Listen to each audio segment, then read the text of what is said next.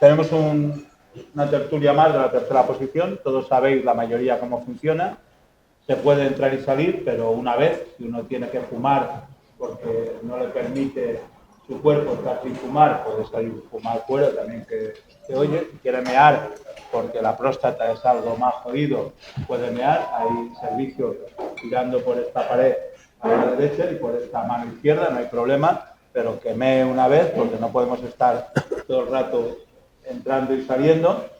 Durante la intervención se está, a ser posible, callado y no se interrumpe, ¿vale? Porque luego hay un momento de tertulia y de intervenciones, por lo cual ese es el momento en que cada uno puede hablar. Interrumpimos, la cosa es que se malgasta.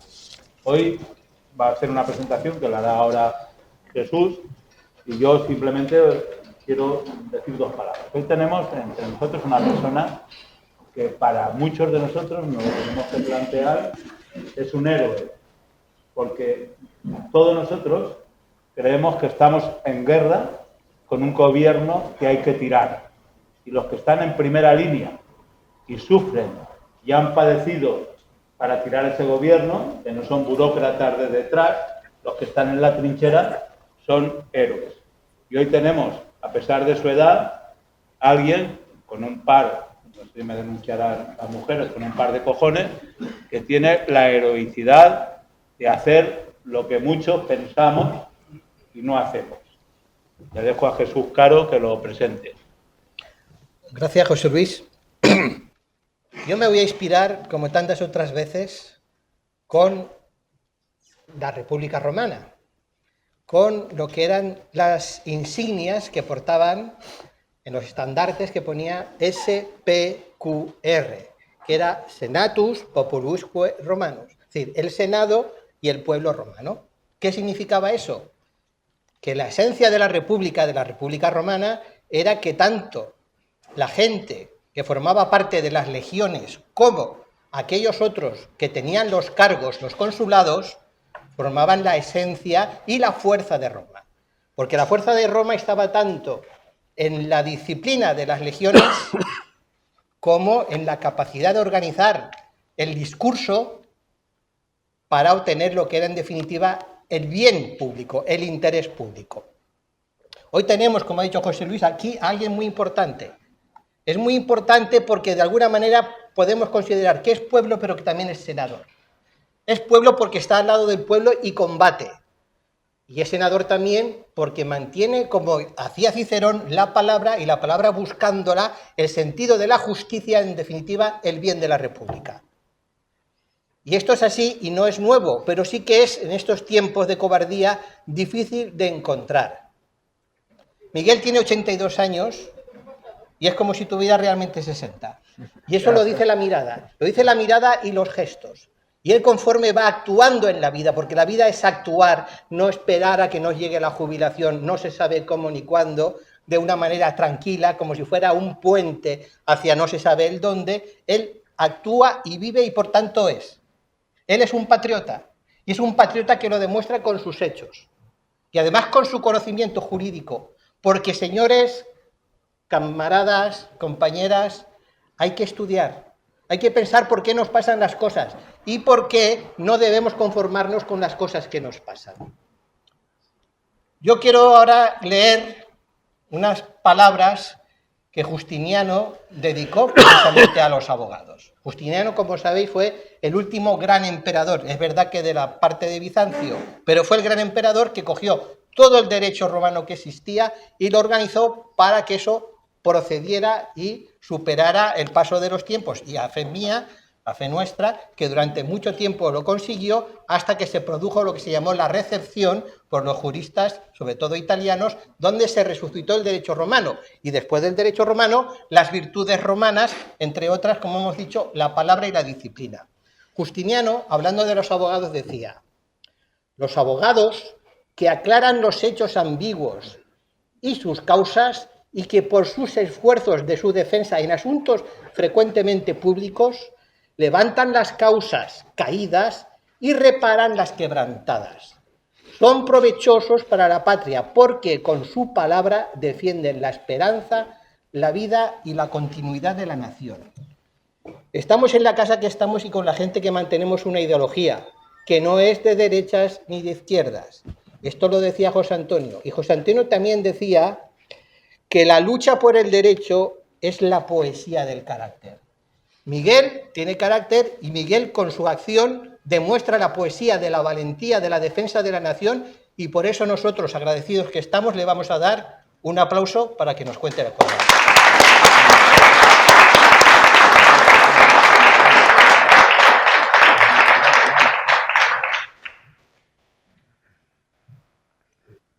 Muchas gracias a los presentadores, a tercera posición, porque habéis tenido la valentía de celebrar un acto en contra de una especie de complot que ha habido para acallar la voz de Manos Limpias y la voz mía como secretario general de la organización Manos Limpias. Os quiero agradecer que pueda yo hablar en esta tribuna entrañable, donde tengo muchos amigos y que saldré además mucho más reconfortado después de esta pequeña disertación, que espero que no os canse porque hay tanta materia que hablar que voy a tratar de resumirlo para que no se haga una conferencia tediosa. Al mismo tiempo, también dar las gracias a todos vosotros, los asistentes, porque esto me da fuerzas para seguir en esta lucha contra la corrupción y en un momento gravísimo por el que está atravesando nuestra patria.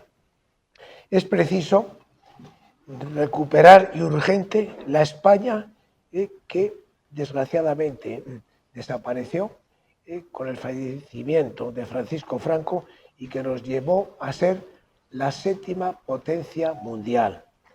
Ante esta situación de deterioro de las instituciones y en un clima de corrupción generalizada que alcanza a las más altas instancias del Estado, era y ahora más que nunca necesario que la sociedad civil diera su respuesta ante la pasividad de un ministerio público politizado y dependiente del Ejecutivo de turno. Para ello nació Manos Limpias. Yo daría el título a esta conferencia de David contra Goliat. ¿Por qué digo esto? Porque pone de manifiesto cómo una pequeña organización como Manos Limpias se enfrenta a un poderoso aparato del Estado para denunciar la corrupción. En esa lucha desigual, Manos Limpias ha sobrevivido pese a que se trató de desguazar la organización y exterminar a su secretario general, lapilándole, criminalizándole con los epítetos más repugnantes, injuriosos y calumniosos. Goliat, el aparato del Estado, se inventa un relato falsario para meterme en prisión con la pena de telediario durante 10 meses y de esa manera ahogar el referente de la lucha contra la corrupción. La providencia y unos magistrados decentes, porque todavía hay magistrados decentes del Tribunal Supremo, han impedido el exterminio de Manos Limpias y de su secretario general. Hemos sobrevivido a un tsunami y esa supervivencia nos ha abierto el camino de un nuevo amanecer de Manos Limpias. El 7 de marzo pasado, el Tribunal Supremo, por unanimidad, sin ningún voto discrepante, me absolvió de todas las acusaciones que se habían vertido sobre mi persona.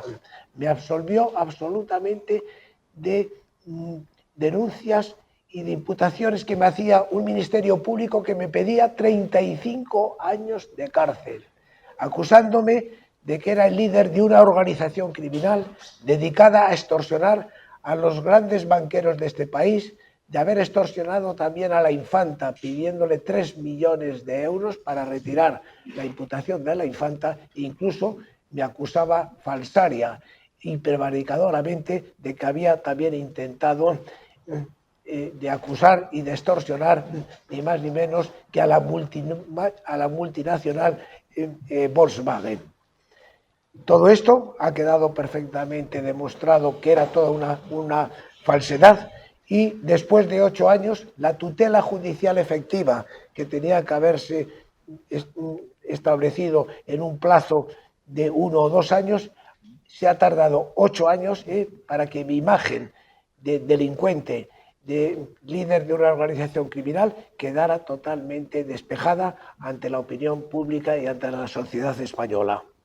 ¿Cuándo nacen Manos Limpias? En el año 1995 se crea Manos Limpias de la lucha contra la corrupción, importando el lema de los fiscales anticorrupción de Italia y en concreto de Antonio Di Prieto. El lema era: allí donde existe un delito, tiene que haber alguien capaz de denunciarlo, porque si no, ese delito quedaría impune. ¿Cuál es el mecanismo que utilizan Manos Limpias para denunciar la corrupción? Manos Limpias se basa en el artículo 125 de la Constitución, que avala lo que se conoce como acción popular. Este es el vehículo que habilita para ejercitar la acción popular y denunciar la corrupción. En los procedimientos que Manos Limpias ha ejercido utilizando la acción popular, se ha encontrado siempre con un ministerio público celoso. El Ministerio Público español es un ministerio público político y jerarquizado. Su misión, de acuerdo con el artículo 124 de la Constitución, señala que es la defensa de la legalidad vigente, pero nunca el Ministerio Público en España, al estar politizado y jerarquizado, nunca actúa defendiendo la legalidad vigente. Y tiene que haber, pues, una acción popular a través de una sociedad civil, la que supla esa politización y ese mirar para otro lado del Ministerio Público. El Ministerio Público se ha creído que tenía el monopolio de la defensa de la legalidad. Esto se ha demostrado que no es así, no solamente porque nuestra Carta Magna nos habilita, vuelvo a repetir, con el artículo 125 para ejercitarlo, pero además el Ministerio Público siempre ha estado poniendo trabas y muros para que la acción popular no se pudiera ejercitar en este país. Y os pongo un ejemplo. En el año 1997, antes, en la Expo de Sevilla, Manos Limpias ejercitó la acción popular. No pudimos en aquel momento ejercer acción popular porque el Ministerio Público, a través del corrupto exjuez Baltasar Garzón, nos pidió en aquel momento ni más ni menos que 30 millones de las antiguas pesetas a pagar en efectivo y en el plazo de 10 días. En cambio ha habido jueces que, a pesar de que el Ministerio Público nos quería poner unas fianzas desproporcionadas, no la aceptaron, y así en el caso de los seres de Andalucía, la jueza Mercedes Alaya solamente nos impuso una fianza de 300 euros y pudimos ejercer la acción popular, que fuimos los primeros que nos querellamos con toda la porquería y todo el fraude de subvenciones de los seres de Andalucía y que ha terminado, como muy bien sabéis todos vosotros, encarcelando a altos dirigentes de la Junta de Andalucía y altos dirigentes de la UGT de Andalucía. En el caso de la Infanta, el juez Castro, a pesar de que el fiscal Orrach, que era el mejor defensor de la Infanta, juntamente con el despacho de Miguel Roca, no nos puso ninguna fianza. Por lo tanto, ¿qué quiere decir?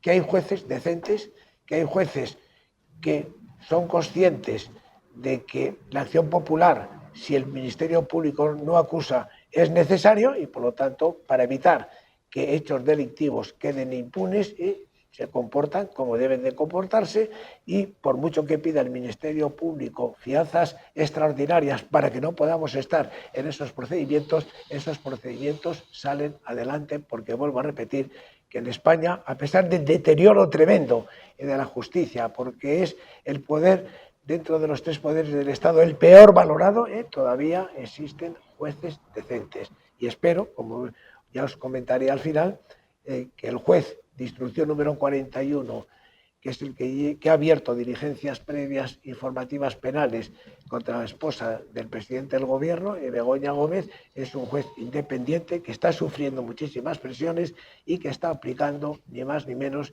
el principio del artículo 14 de igualdad de todos los españoles ante la ley.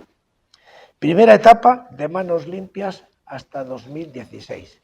¿Por qué digo primera etapa? Porque en el 2016 se produce mi detención, mi encarcelamiento durante 10 meses, y entonces os voy a relatar en síntesis algunas de las actuaciones de denuncias y querellas formuladas por manos limpias hasta el 15 de abril de 2016, cuando a las 7 de la mañana, saliendo yo de mi domicilio, se produce mi detención con 5 policías de paisano, que se identifican como policías, me detienen, me dicen que quedo detenido, yo les digo que me digan los cargos no me los dan, me dicen que cuando llegue la letrada de la Administración de Justicia a las 11 de la mañana a mi domicilio y al domicilio y a la sede del sindicato, que me formularán los cargos. Bueno, entonces yo les digo que de 7 de la mañana a las 11 tengo una detención ilegal. Bueno,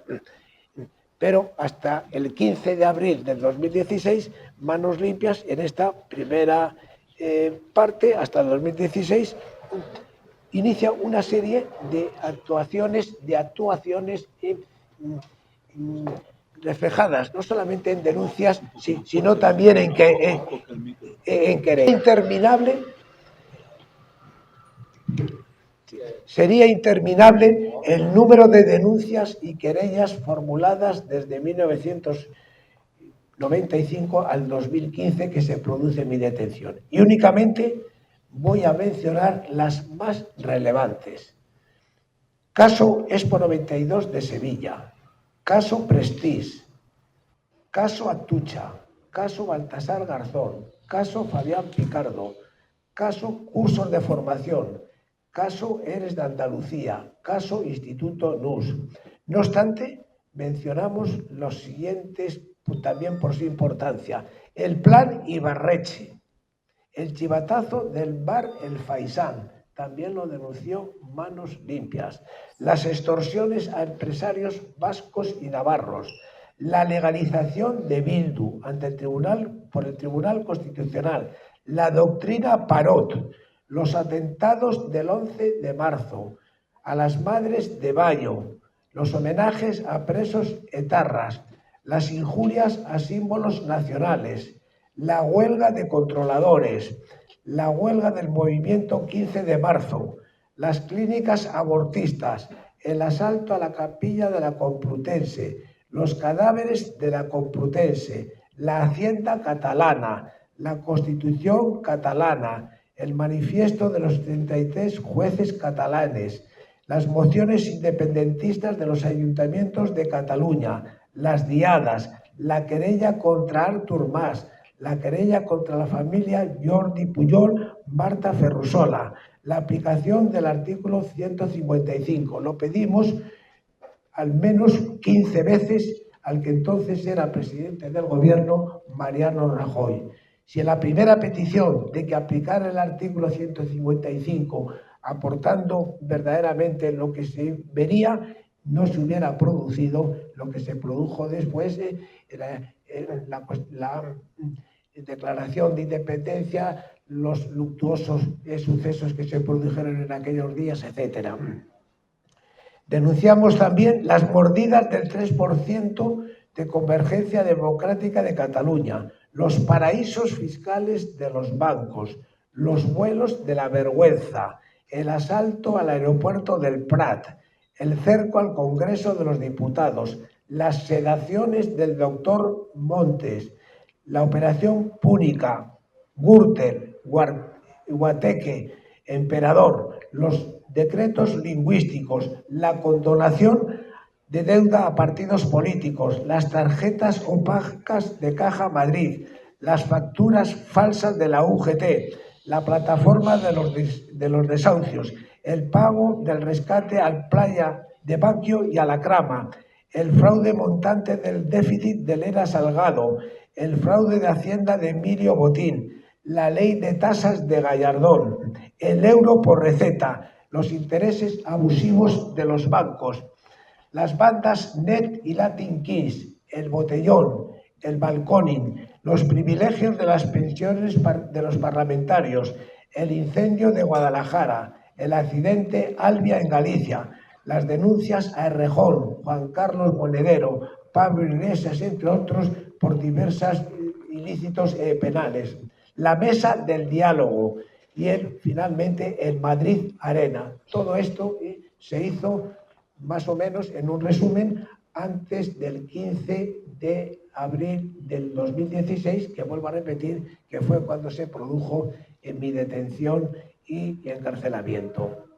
El 15 de abril del 2016 se produce mi detención y prisión. A las 7 de la mañana del día 15 de abril, 5 funcionarios del Cuerpo Nacional de Policía, a la salida de mi domicilio, se procede a mi detención. Detención ilegal, pues no se manifiestan los cargos hasta las 11 de la mañana, en que la letrada de la Administración de Justicia procede al registro domiciliario y del sindicato. Se me acusa de formar parte de una organización criminal dedicada a extorsionar a entidades bancarias, etcétera, a la infanta, a multinacionales, etcétera. En el registro de mi domicilio no se encuentra documentación relevante, únicamente 750 euros en efectivo para finalizar el mes. En el registro de la sede del sindicato tampoco se encuentra información relevante, únicamente 350 euros en efectivo que eran para pagar el alquiler de la oficina, que eran 700 euros y era la mitad. Esto era las minas del rey Salomón de todo, de lo que yo había conseguido de las extorsiones. Si yo había extorsionado a tantos bancos, pues tendría que tener debajo del colchón o en algún sitio cuantos esos millones de euros.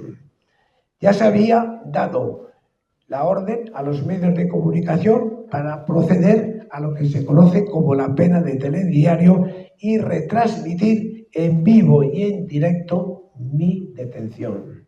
A las 5 de la tarde se me lleva a los calabozos del complejo policial de Canillas y antes de cumplir las 72 horas, en un furgón de la Guardia Civil se me traslada a la Audiencia Nacional, donde compadezco ante el prevaricador, con mayúscula, prevaricador, vuelvo a repetirlo, con mayúscula, juez Santiago Pedraz, que decreta mi prisión preventiva alegando falsaria y prevaricadoramente que tenía riesgo de fuga por tener cuentas corrientes en Estados Unidos, Colombia, Venezuela y Reino Unido.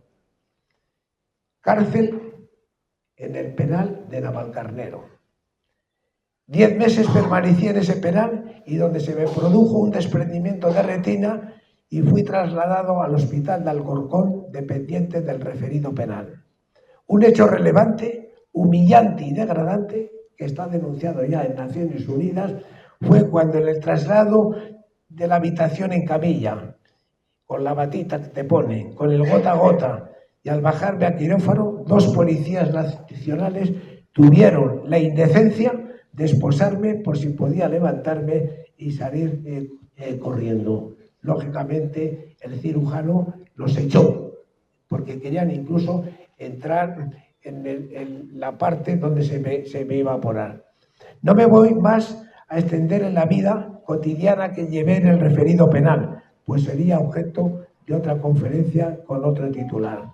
Quiero significar en este periodo que estuve en la cárcel, donde solicité un permiso para ver a mi madre enferma de 104 años que se estaba muriendo, y el juez Baltasar Garzón accedió a ese permiso, pero se me impuso la medida de que tenía que ir esposado con grilletes, y al saltar la noticia en el diario El Mundo y ante semejante barbaridad tuvo que rectificar y por lo tanto pude ir a ver a mi madre sin escolta y sin estar esposado.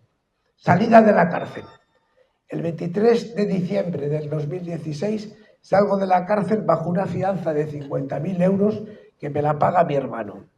En las medidas cautelares que se adoptaron contra mi persona figuraban la comparecencia a Puzalta en la Audiencia Nacional semanalmente. Se me embargaron bienes de condominio familiar en lugar de embargar la parte correspondiente a mi persona. Se embargaron también cuotas sindicales que, de acuerdo con el artículo 5 de la Ley Orgánica de Libertad Sindical, son inembargables. Se cometieron todo tipo de tropelías y de ilegalidades. ¿Qué aparece en estos momentos? Aparece algo que lo conocéis todos, que se denominan las cloacas del Estado. Cloacas del Estado. Las cloacas del Estado que tienen nombre y apellidos. Un papel esencial en este proceso de descomposición de las instituciones y del régimen del 78 lo representa lo que se conoce como las cloacas del Estado. Hemos dicho que tienen nombre y apellidos. El jefe de las cloacas del Estado, el comisario Villarejo, introdujo 3 topos en manos limpias. Controlaba también las togas de magistrados y jueces. Fue el que manifestó al ministro del Interior, entonces Jorge Fernández, que controlaba manos limpias en el tema de la Operación Cataluña y que fue el muñidor con el presidente del Banco Bilbao Vizcaya Argentaria, Francisco González, al presentar una denuncia anónima con una investigación prospectiva que está prohibida y en base a un falso relatorio presentar a la carta ante el juez de la Audiencia Nacional, Santiago Pedraz, la denuncia que dio origen a mi procesamiento. Las cloacas hemos dicho que tienen nombre y apellidos. En otro ámbito, el exfiscal jefe del Tribunal Superior de Justicia de Cataluña, José María Menas, encargó al sargento Ruiz de la UDEF que interviniera mi número de teléfono manifestándole que semanalmente durante 3 meses le remitiera un informe de las conversaciones de ese cabrón de manos limpias. Así lo especifica en el escrito. Asimismo, dentro de las cloacas del Estado hay que señalar el clan de la UNEF de Galicia, que participó falsariamente en la elaboración de un dossier e informe para acusar a manos limpias. A este respecto quiero deciros que en el juicio oral aportamos un informe pericial aceptado por todas las acusaciones, donde quedó demostrado que la UDEF, ese clan de Galicia, había manipulado los discos de manos limpias para introducir pruebas falsas y incriminatorias contra mi persona. En breves días vamos a presentar una querella contra los miembros de la UDEF porque creo que es un hecho gravísimo lo que se produjo en el juicio oral y que quedó perfectamente constatado y manifestado que la UDEF había manipulado los discos de manos limpias. La operación Nelson, que llevó a juicio a Miguel Bernal. En el complejo policial de Canillas, en Madrid, el 7 de enero del 2015, a las 14:30 horas, se reúne el que fue presidente del Banco de Bilbao, Francisco González, el jefe de seguridad del Banco de Bilbao, Julio Corrochano, el comisario Villarejo, el comisario general de Policía, Santiago Sánchez Aparicio, el jefe de los servicios jurídicos del Banco de Bilbao, Eduardo Ortega, y el jefe de información y perfeccionamiento también del Banco de Bilbao, Rafael Abelardo, y también el subdirector general de Recursos Humanos, Antonio Rodríguez. Encargan a la empresa de Villarejo, Zenit, por importe de 10 millones de euros, una investigación prospectiva por importe de 10 millones de euros a Ausman, y de ahí elaboran una denuncia anónima que la presentan en la Audiencia Nacional a la carta estando de guardia el juez Santiago Pedraz. En esta investigación prospectiva aparece puntualmente manos limpias y aprovechan para meter en el mismo paquete para que ambas organizaciones Ausban y Manos Limpias venía funcionando durante 30 años con una estructura diferente, con unos fines también diferentes, pero ya aprovecharon para meterlos en este paquete y acusándome a mí de formar parte de una organización criminal con Ausban, utilizando Ausban, según ellos, como vehículo para las denuncias. ¿Por qué digo que el origen de mi detención se origina en esta operación que se llama Operación Nelson? Porque vamos a retrotraernos al 12 de febrero del 2012. El 12 de febrero del 2012 se reúnen en el Palacio de la Zarzuela, siendo todavía rey Juan Carlos, se reúne Mariano Rajoy como presidente del gobierno, se reúne Soraya Sáenz de Santamaría, que era la vicepresidenta y dirigía en aquellos momentos el CNI. Estaban también presentes el entonces ministro de Justicia, Alberto Ruiz Gallardón, y estaba también presente el entonces fiscal general del Estado, Eduardo Torres Dulce. En aquella reunión se acuerda dejar caer a Urdangarín y había que salvar a la infanta. Para ello había que desguazar Manos Limpias, había que cargarse a su secretario general, porque la única acusación popular en el tema de Palma era Manos Limpias. La Fiscalía no acusaba, ya os he dicho, se había convertido en mejor defensor de la infanta. La abogacía del Estado, a pesar de que había un fraude, un saqueo de las cuentas de la Comunidad Balear, de Jaume Matas, y luego en la Comunidad Valenciana, cuando estaba también de alcaldesa Rita Barberá, por lo tanto, la abogacía del Estado tenía también que haber acusado, porque tenía que defender los intereses del Estado. No acusaron para nada. Se encarga entonces a Soraya Sáenz de Santamaría que miembros del CNI inicien una investigación exhaustiva contra Manos Limpias y contra Miguel Bernal. Al cabo de los 2 meses, el informe del CNI a Soraya, doña Soraya, o como la llamaran, no hemos encontrado absolutamente nada porque no hay nada. O sea que busquen por otro lado, porque no podemos meter ninguna acusación para desactivar Manos Limpias. Pero es que cuando yo estaba en la cárcel de Navalcarnero, el fiscal de Palma, Pedro Rach, venía a Madrid a reunirse con el fiscal jefe de la Audiencia Nacional, Javier Zaragoza, para ver cómo desguazaban Manos Limpias y cómo me desprestigiaban a mí aún más. Y pidieron en aquel momento la expulsión nuestra del procedimiento de los seres de Andalucía y del procedimiento de Palma de Mallorca. Menos mal que esa petición de expulsión del procedimiento, porque claro, ellos decían, ¿cómo una organización criminal se atreve a denunciar a la hija de la infanta? Por lo tanto, hay que expulsarles del procedimiento. El Tribunal de Palma y el Tribunal en aquel momento lo llevaba Mercedes Alaya, no aceptaron esa petición de expulsión del procedimiento de Palma. Bueno, vamos ya al juicio y sentencia, porque luego quiero hacer una referencia a los temas de más actualidad. En plena pandemia del COVID se celebra el juicio oral en la sede de la Audiencia Nacional. Se me pedía 35 años de cárcel, se aceptaron acusaciones espurias, se acepta una acusación del partido político Podemos, se acepta una acusación ni más ni menos que del socio de Urdangarín, de Diego Torres, se acepta una acusación de facua, todo además que no venía a cuento ni había ningún interés para que estas acusaciones populares estuvieran ahí y encima no se les exige ni fianza. Bueno, pues estas estuvieron como acusaciones populares en el juicio en la Audiencia Nacional. El juicio fue una verdadera parodia, llena de irregularidades y un tribunal contaminado donde la ponente, Teresa Palacios, había compartido mesa y mantel con el jefe de las cloacas del Estado, Villarejo, el muñidor de la denuncia. Cuando en cuestiones previas pedimos el testimonio de Villarejo, ella se negó y convenció al resto del tribunal para que Villarejo no fuera como testigo al juicio cuando era el principal testigo y lo hubiéramos puesto en un compromiso verdaderamente a la ponente Teresa Palacios.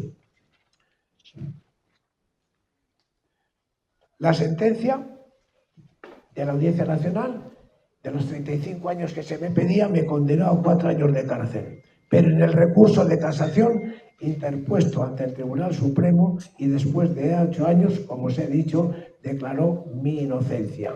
Mi inocencia, que ahora estamos en una fase de exigir responsabilidad patrimonial a la justicia. ¿Y sabéis cuál es la cantidad que se paga por cada día de prisión ilegal? Aproximadamente 20 euros.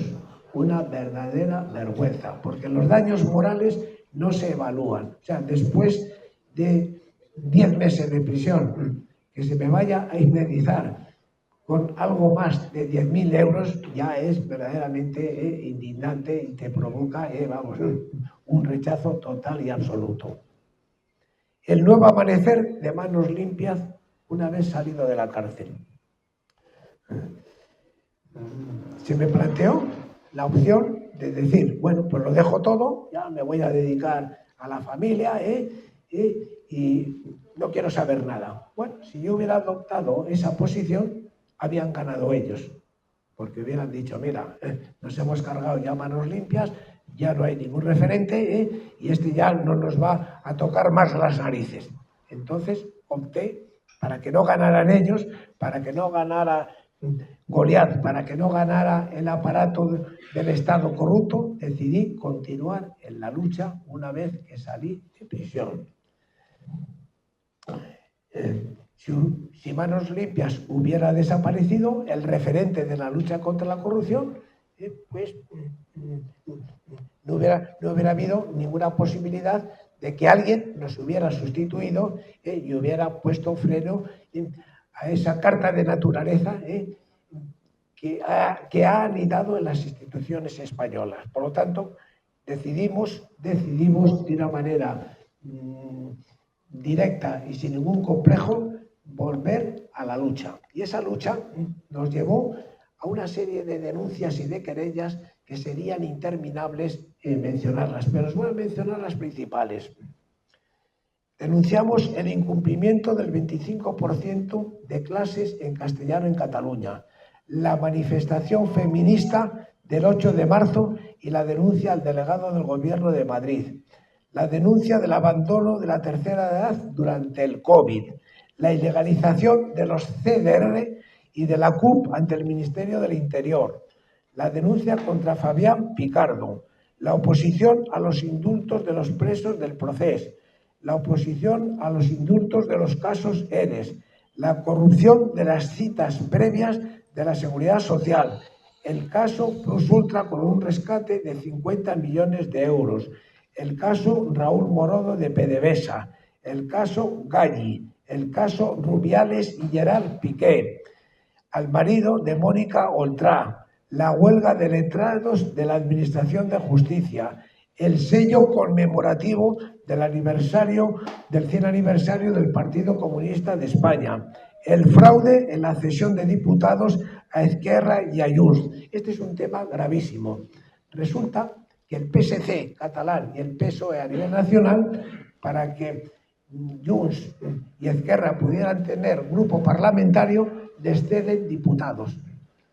Y así tener grupo parlamentario y cobrar una subvención. Bueno, pues al día siguiente de cometerse esa felonía, los diputados que se habían cedido del PSC y del PSOE a Esquerra y a Junts retornan otra vez a sus partidos de origen. Un fraude que, aunque lo denunciamos, la presidenta del Congreso de Diputados miró para otro lado. Denunciamos también la invasión de poderes del Ejecutivo en el Poder Judicial, las amenazas a jueces y fiscales. La denuncia en un audio que tengo yo en mi posesión de Dolores Delgado, la que fue ministra de Justicia y fiscal general del Estado, donde acusaba a jueces del Supremo que iban con menores en Cartagena de Indias y el tema de información vaginal, éxito seguro. La niñera de Irene Montero. La usurpación de atribuciones judiciales contra Pedro Sánchez por la ley de amnistía y amparándonos en el artículo 508 del Código Penal, que supone una injerencia de decisiones del Poder Judicial que quedarían totalmente anuladas por la ley de amnistía. Denunciamos también el caso del botellón en Tomelloso, que fue un verdadero escándalo. El lawfare que se ha producido en este país no ha sido el lawfare a los independentistas. El lawfare se ha producido contra mi persona. El único caso de lawfare en España no es el proceso contra los independentistas, que quedó demostrado que habían cometido un delito, sino el lawfare contra mi persona. Denunciamos finalmente, vamos a ver, y también denunciamos en su momento la profanación de la tumba de Franco. Pero, por ceñirnos ya a los últimos acontecimientos, yo creo que el caso más importante es, primero, la denuncia al juez Santiago Pedraz cuando quiso en un auto cargarse la plataforma Telegram en España, donde 9 millones de usuarios se iban a quedar sin posibilidad de acceder a esa plataforma. Denunciamos también, como os he dicho, el caso Piqué Rubiales, que lo lleva ahí un juzgado de Majadahonda, y donde últimamente se ha descubierto que en ese traslado de los 4 equipos españoles en Emiratos Árabes para celebrarse la Supercopa, ha intervenido también, y hay conversaciones del presidente del gobierno, Pedro Sánchez, alentando a Piqué y a Rubiales para que ese acontecimiento se celebrara fuera de España. Y el caso más importante, donde me voy a extender ahora un poco, es el caso de Begoña Gómez. ¿Cuál es el caso de Begoña Gómez? Bueno, durante 2 o 3 meses, al menos una docena de medios digitales, fundamentalmente, estaban sacando noticias de los negocios ilícitos y de los trapicheos de la esposa del presidente del gobierno.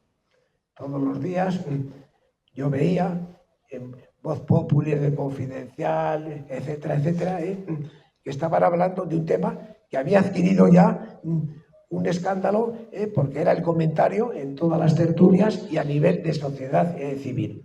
Esperé un poco a ver si el Ministerio Público, ante esta noticia criminis, que es la noticia criminis, actuaba. Bueno, como veía que no actuaba, claro, lo lógico, ¿cómo va a actuar una fiscalía que depende del Ejecutivo? ¿Cómo la fiscalía iba a acusar a la esposa del presidente cuando la fiscalía depende del Ejecutivo? Bueno, también esperé a que los partidos de la oposición, el Partido Popular y Vox, hicieran algo ante este escándalo.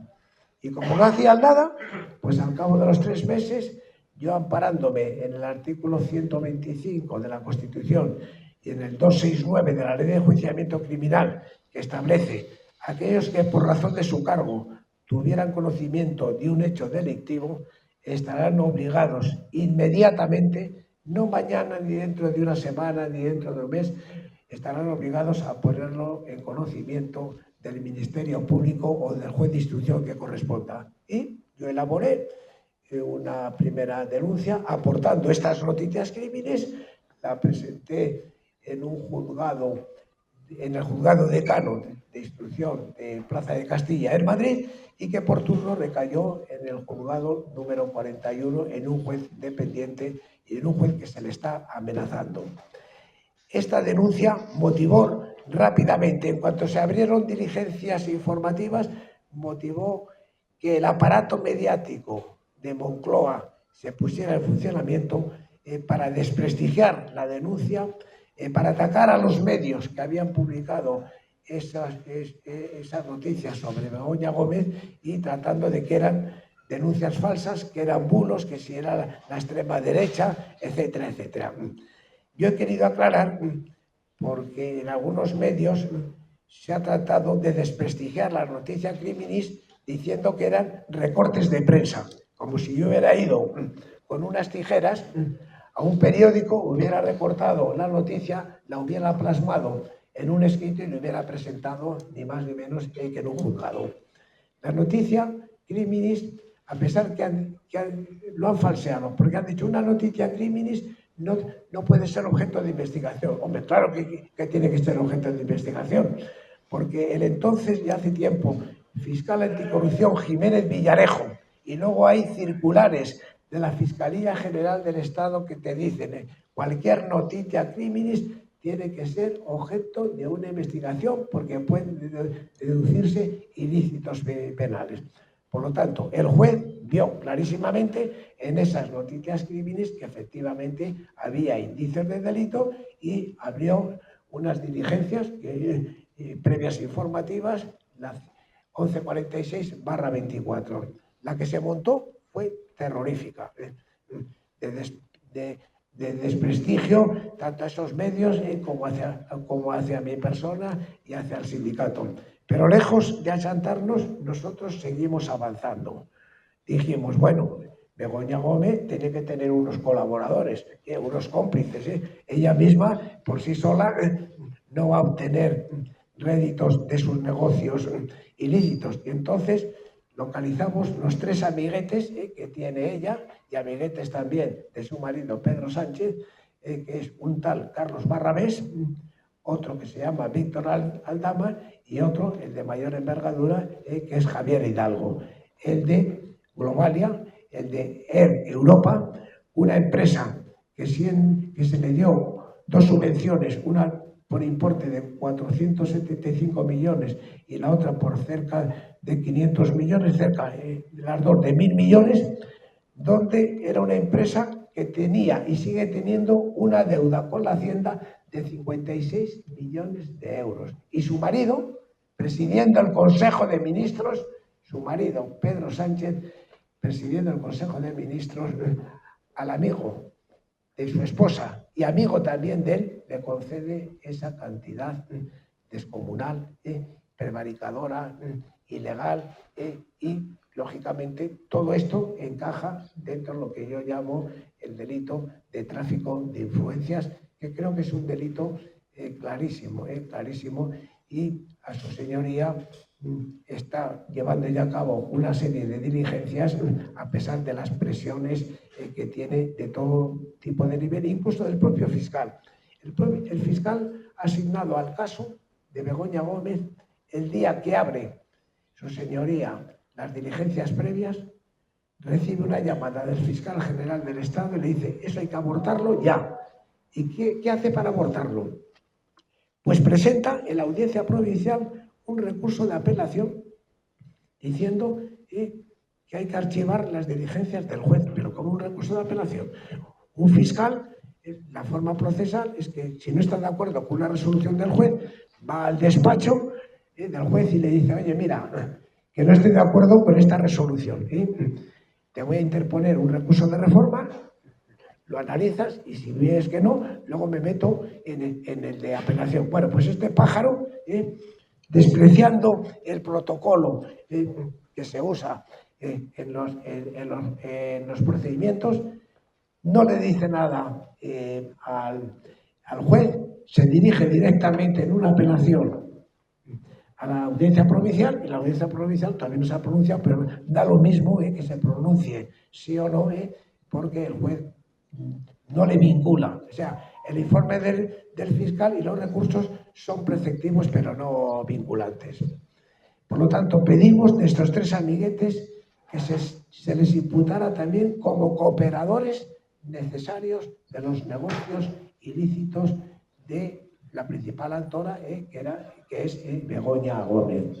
Pero no solamente nos contentamos con esto, sino que hemos pedido también la retirada del pasaporte de Begoña.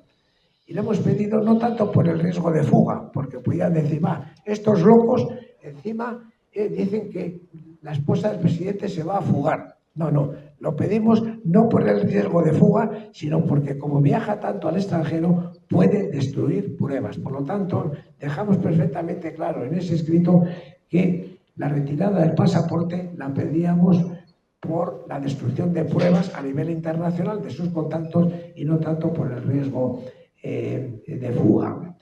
Y finalmente hemos pedido también que al fiscal se le aparte al fiscal asignado a este procedimiento, se le aparte del procedimiento por sectario y porque ha sido, y esto lo tenemos perfectamente constatado, el que ha filtrado el informe de la UCO, un informe bajo secreto del sumario.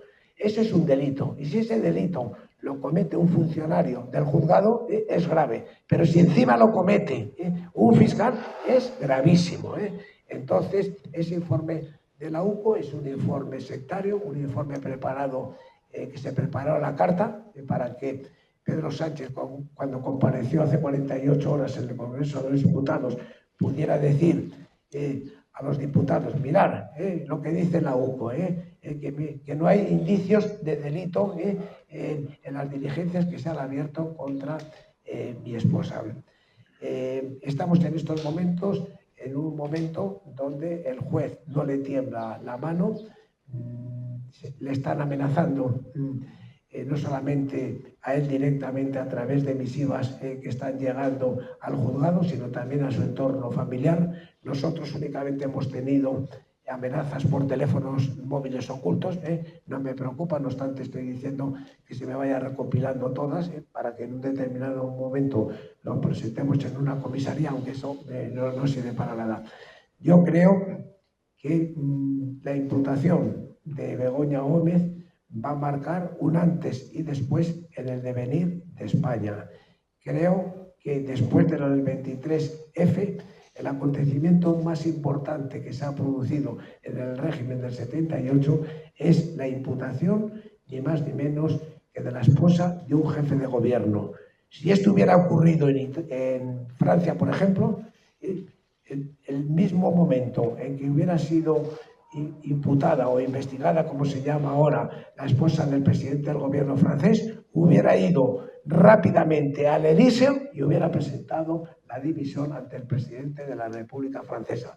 Pero como nos encontramos con un tipejo, profanador de tumbas, psicópata, macarra de la Moncloa, y cuando decía que había que limpiar a los medios de comunicación y a la extrema derecha, que somos antidemocráticos, etcétera, yo le dije en una emisora de radio, primero tienes que limpiar la Moncloa, que la tienes emponzoñada y llena de corrupción.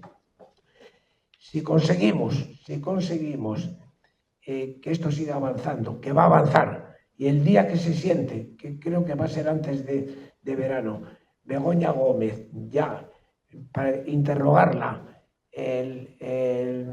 su señoría, el juez del 41, ese día creo que puede ser determinante y no le quedará más remedio a Pedro Sánchez que presentar su dimisión. Porque es que tenemos además, sí, es que tenemos...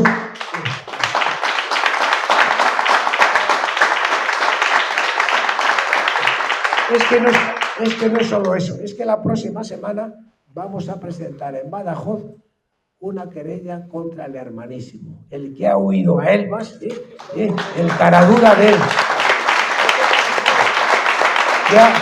Ya ha huido a Elvas, donde se nos ha hecho llegar un informe de la agencia tributaria con un fraude a la Hacienda española y donde además está cobrando un sueldo de cerca de 60.000 euros de la Diputación de Badajoz sin aparecer. Y luego, finalmente, unas informaciones que me van llegando, que las tengo que chequear para ver si no me meten un gazapo, porque aquí hay que tener mucho cuidado, que te llegan las informaciones y a lo mejor te meten una para que piques, presentes una denuncia falsa y luego se vuelvan contra ti.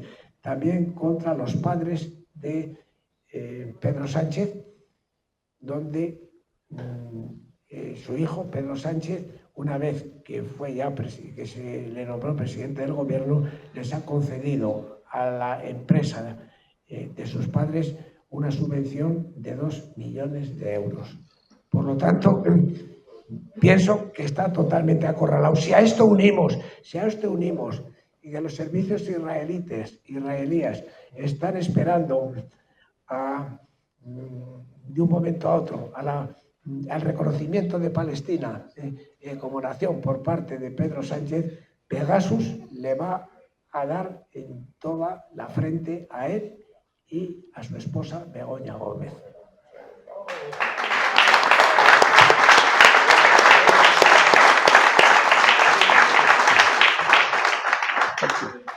A lo mejor he sido un poco tedioso, he tenido que reducir mucho, porque si no nos hubiéramos extendido. Claro, había casos que podíamos analizarlo, de todas las denuncias, caso por caso, pero ya eso sería objeto de una semana de disertación. Y ahora estoy dispuesto a contestar sin ningún tipo de cortapisas a cualquier pregunta que me queráis hacer. Pasamos el turno de preguntas. Tenemos un segundo micro. Cógelo y lo llevas tú, el segundo micro. El que quiera preguntar, que levante la mano y vamos por turnos. Yo daré los turnos. Buenos días. Buenas tardes, perdón.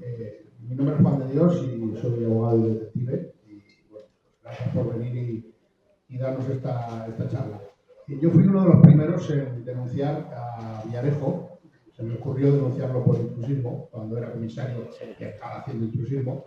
Y a raíz de aquello pues, me llevaron en plata hostias por un tubo, detenciones, etcétera, etcétera. Y bueno, pues ya sufrí las represalias de aquella época, esta cosa por escrito. Pero mi pregunta es la siguiente. El papel de Villarejo, ¿cuál ha sido de verdad en todos estos años en los que él ha maniobrado? Nos queda muy nebuloso, ¿no? Porque unas veces sabemos que sujeta todo lo demás y que él funciona por cuestiones de dinero, pero según su opinión, ¿cuál es el verdadero papel del pájaro?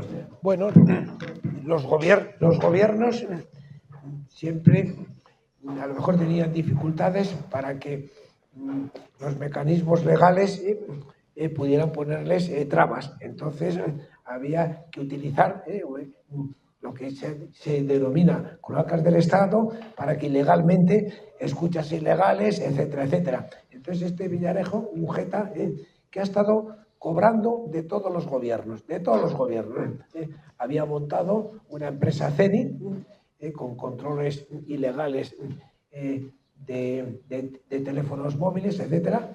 Se hizo multimillonario, ha ocultado dinero en paraísos fiscales. Los procedimientos que tiene le van a llevar inexorablemente a varias condenas. Ha tenido una primera de 19 años que ha quedado anulada por unas irregularidades celebradas en el juicio, pero vamos, es un elemento que incluso controlaba a jueces, a magistrados, les invitaba a pronunciar conferencias en una escola juris que se llama, porque yo tengo otra cinta que os vais a sorprender. A mí me llegó una cinta de este Villarejo que invita a una comida el día de Santa Teresa, a Teresa Palacios, que es una magistrada de la Audiencia Nacional, que fue precisamente la ponente en el juicio nuestro en la Audiencia Nacional. Con motivo de Santa Teresa le invita a ella, invita a Garzón, invita a Dolores Delgado, invita a Fernando Andreu, que es otro juez de la Audiencia Nacional, invita a Enrique Castaños, que era un comisario también, que le llamaban el Gordo, y ahí en esa conversación, en esa comida a calzón abierto, porque él grababa a todo el mundo, pues hay una conversación que le dice Teresa Palacios: oye, Villarejo, aquí en la Audiencia Nacional ganamos una puta mierda. Y él le dice: no os preocupéis, que yo os voy a conceder un dinero aparte, yo os contrato en Escola Juris, vais allí un cuarto de hora, pronunciáis una pequeña conferencia y a trincar. Bueno, en esa conversación, que es gravísima también, Teresa Palacios le dice a Villarejo, dice: ¿sabes que estamos grabando a los etarras sin autorización judicial? Le dice Teresa Palacios a Villarejo. Y entonces Villarejo le dice: oye, pero si eso es ilegal. Y entonces salta Garzón y y Villarejo y le dice, pero bueno, lo hacemos y aquí como no pasa nada, o sea que son tales las barbaridades de una justicia que tenemos, porque yo pienso que la justicia existe a niveles inferiores.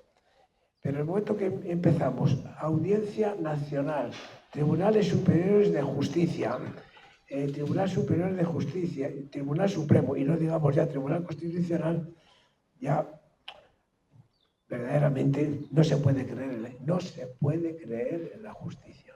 Yo el otro día estuve en una comida, acudieron varios magistrados ya jubilados de la Sala Segunda del Supremo y del Contencioso, y estaban avergonzados. Dicen, se ha deteriorado tanto la justicia en España, sobre todo a tanto nivel, dice que estamos ya contentos de habernos jubilados porque no queremos que se nos emponzoñe más nuestra misión.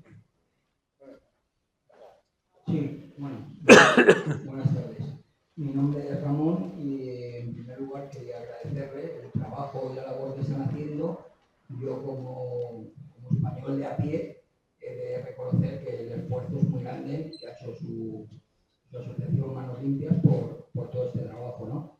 Luego, en vista de la forma que tiene usted de hablar, al igual que yo, pienso que la justicia no va a hacer justicia por culpa de las cloacas del Estado. La información que está llegando es que ya están habiendo movimientos para que la UCO no intervenga cuando tiene que actuar, o para que los jueces estén amedrentados y para que esto no salga adelante.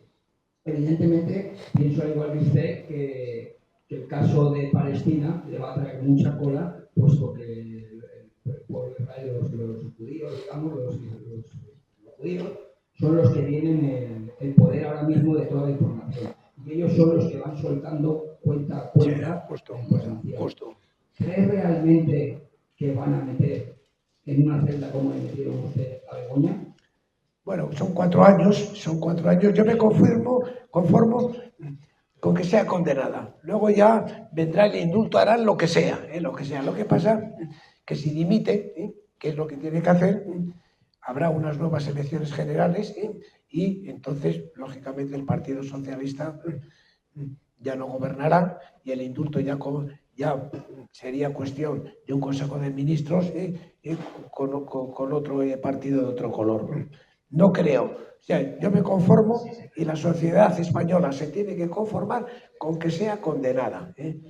Ya harán lo que sea o llegar a una conformidad con la Fiscalía, etcétera, para bajar el techo y que los 4 años, como no tiene antecedentes penales, seguramente llegar a la cárcel no, pero condenada sí, y eso ya es un escándalo inmenso, ya sería un escándalo inmenso.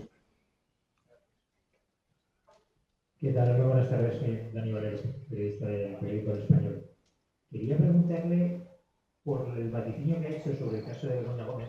Ha dicho usted que cree que la van a imputar antes de verano. Quería saber un poco en qué se basa, qué cálculos tiene y qué cree que va a ocurrir. Y después también sobre esos procedimientos que indica que va a impulsar contra tanto el hermano de Pedro Sánchez como contra sus padres.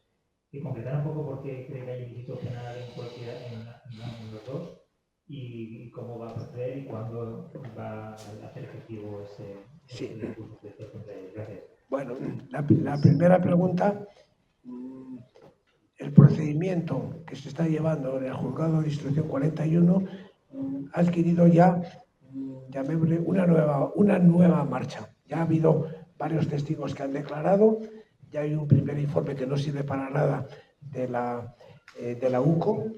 Su señoría ha pedido otra información a otra institución totalmente ajena a la UCO.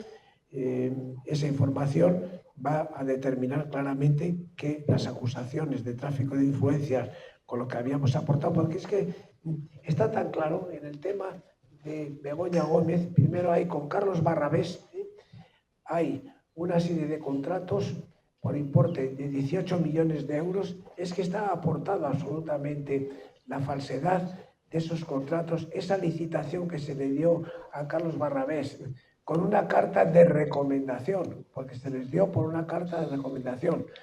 Las licitaciones en que intervino Carlos Barrabés eran, dentro de todos los que accedían a esas subvenciones, era la peor oferta económica, Y a pesar de ser la peor oferta económica, se le concedió en base a esa carta de puño y letra y firmada por Begoña Gómez. No eran certificados de las administraciones públicas sobre las solvencias de las empresas.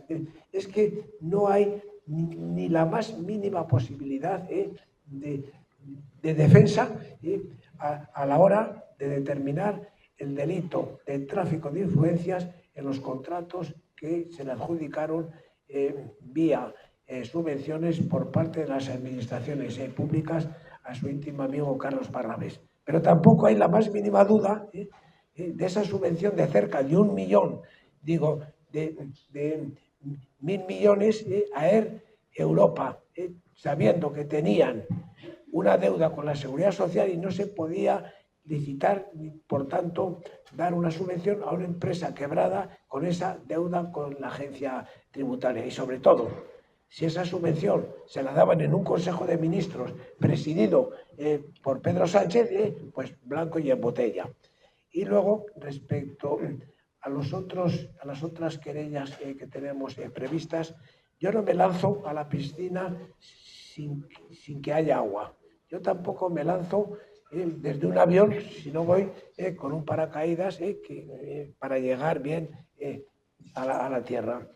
Nosotros, en el caso del Hermanísimo, tenemos 2 informes que nos han llegado, 2 informes de inspectores de la agencia tributaria, donde nos demuestran clarísimamente el fraude a Hacienda. Y nos vamos a apoyar en esos informes de la agencia tributaria. Por lo tanto, no son recortes de prensa ni noticias crímenes. Ese tema, la próxima semana, va a estar presentado en el Juzgado Decano de Instrucción de Badajoz la querella contra el Hermanísimo. Es delito, con independencia de la otra barbaridad, de esa malversación de fondos que hay por parte del presidente de la Diputación de Badajoz, que está pagando sabiendo que no acude al trabajo presencialmente y que está en Elvas tranquilamente haciendo sus negocios en vez de ir todos los días a las 8:30 de la mañana a la Diputación a cumplir con su trabajo. Y el tema de los padres, bueno, de momento también tenemos una información que demuestra cómo la empresa, que no me acuerdo ahora, de los padres de Pedro Sánchez, no facturaba absolutamente nada. Y de repente, cuando llega el presidente Pedro Sánchez a ser presidente del gobierno, pues la empresa de sus padres recibe 2 millones de euros. Por lo tanto, vamos a ir paso a paso. Primero, el de Begoña. No hemos querido tirar más para adelante porque seguiría la causa al Supremo. Porque para mí, Pedro Sánchez está muy enamorado de Begoña.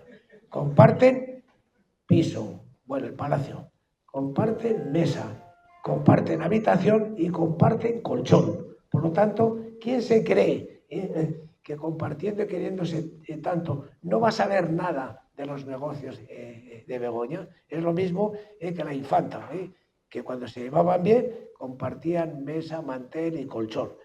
¿Y cómo van a saber? No sabía la infanta lo que hacía Ignacio Urdangarín y viceversa. Bueno, pues blanco y en botella. Por lo tanto, aquí hay también una responsabilidad tremenda del presidente del gobierno, como encubridor, como cómplice y como cooperador necesario. Pero no nos interesa... Pero no nos interesa este tema elevarlo al Supremo, porque la Sala Segunda del Supremo, suponiendo que fueran valientes, que no lo son, tendrían que pedir el suplicatorio al Congreso de los Diputados. Y el Congreso de los Diputados, en estos momentos, con una mayoría progresista, pues ese suplicatorio no iría a ningún sitio. Por lo tanto, vamos a la persona más vulnerable y que verdaderamente tenemos la suerte de que hemos encontrado un juez profesional, independiente y que no le ha temblado la mano para investigar o imputar a Begoña Gómez. Un juez que ha aplicado el artículo 14 de la Constitución, de que todos somos iguales ante la ley.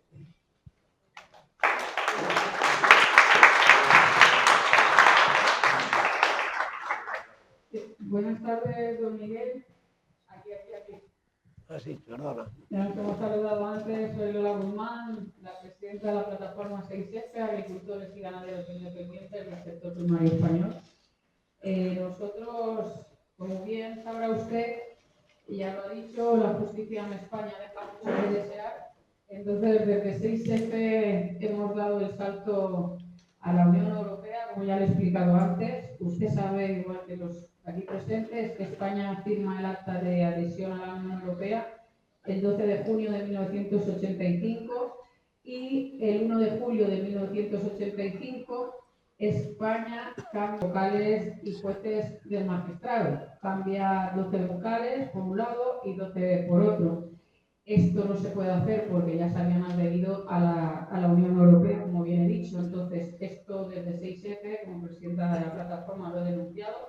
He denunciado la corrupción de todo el Poder Judicial, porque digo que nosotros no vamos a poder ser ni tener nunca un juicio digno ni justo, porque siempre estarán los 12 vocales del partido político, gobierne quien gobierne, que van a ir siempre a favor de ese partido político. Entonces, he dado el salto, he denunciado al comisario de Justicia. Era belga, Didier Reyder, lo denuncio el 18 de abril del 2024 y qué sorpresa la mía que el 2 de mayo ha dimitido. Dice que no se aclara con la justicia española y que se va, pero no me da ninguna explicación.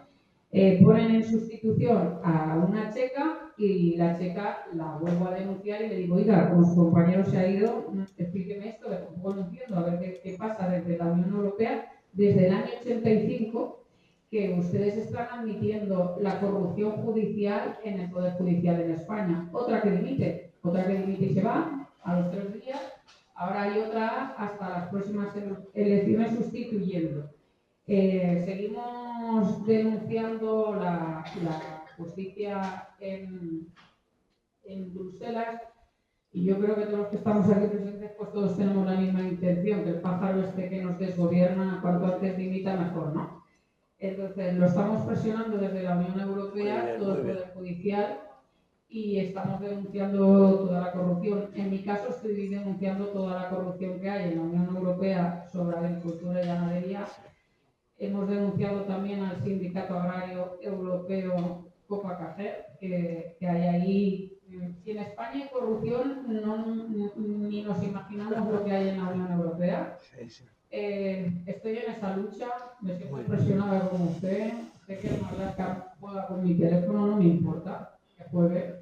Yo se lo explico, si quiere el señor Marlaska, yo se lo explico. Y en esa lucha estamos. Pues sabes que tienes nuestro apoyo para lo que necesites y quieras, todas las actuaciones que estáis llevando a cabo, si crees conveniente ahora que vayan respaldadas también por manos limpias, yo ante toda la audiencia me comprometo a apoyarte en todas estas actuaciones. Muchas gracias.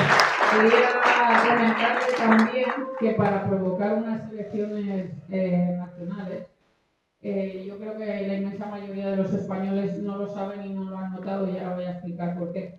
Para provocar esas elecciones europeas, yo fui al comisario de Agricultura polaco y le dije, oiga, mire lo que está pasando en España, por mucho menos a Polonia y a Hungría les cerraron el grifo de las ayudas europeas.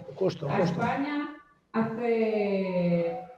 desde hace un mes que le han cerrado el 44% de las ayudas. Hay gente que me dice, Lola, ¿cómo haces eso? Estás tirando piedras al tejado de España. Le digo, no, estáis equivocados. Vosotros no habéis notado ninguna diferencia porque aquí no nos llega nada. Llega todo a los políticos de turno, no nos llega al pueblo. Entonces no habéis notado que nos han cerrado el grifo. Pero a España le han cerrado el 44% de las ayudas de la Unión Europea. Y el siguiente paso que tengo previsto, no lo contéis, estoy en una asociación de autónomos en Revolución Y ahora que viene la declaración de la renta, pues al que le salga devolver vamos a pedir cita el primer día y al que nos salga a pagar el último día. Y después vamos a pedir un aplazamiento de autónomos Muy y bien. vamos a hacerle la guerra. Así que Muy bien. gracias por tenderme su mano, yo le entiendo la mía también. Muchas y gracias. Nos vemos el día 1 de junio Perfecto. en Madrid en la manifestación. Muy bien, muchas gracias. Gracias a todos, tengo que irme porque salgo zumbando a Murcia. Muy bien. Gracias. ¿Alguna pregunta más? Bueno, yo, si me disculpa, no quisiera tampoco robarle mucho tiempo. Tienes dos, otra más no. No, ya.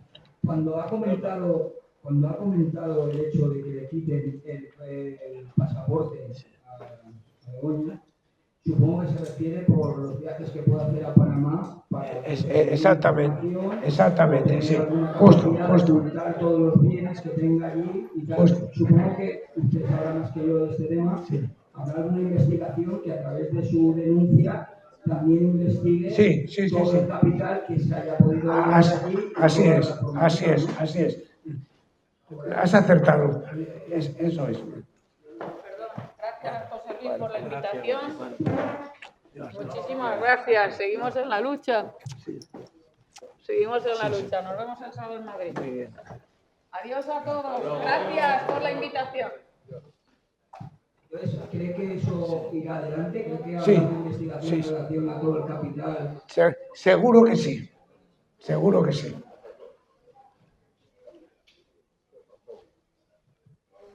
¿Alguna pregunta más?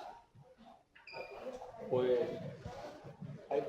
cerramos el coloquio y acabamos no parar hasta conquistar.